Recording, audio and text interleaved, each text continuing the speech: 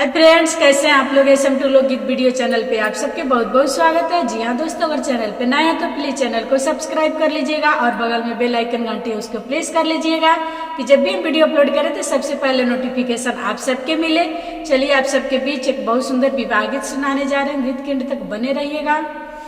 चिट्ठिया पर चिट्ठी लिखी भेजले कौन दूल्हा से हो चिट्ठी सुबावा के हाथ। चिट्ठिया पर चिट्ठी लिखी भेजले कौन दूल्हा से हो चिट्ठी सुबावा के हाथ।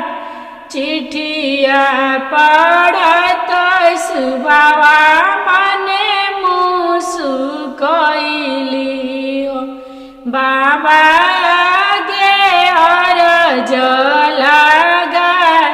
चिट्ठिया बाचत सुबावा मने मुसुकैली बाबा गे अरज लगा। तोरा घरे अइहे बाबा बरियतिया हो।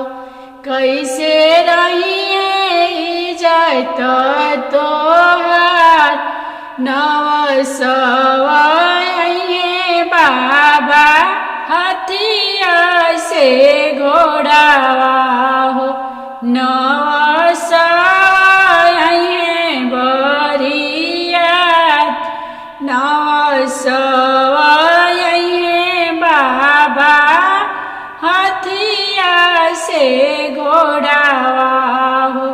नवसवा अइहे बरियत कैसे रहिए इज्जत तोहार।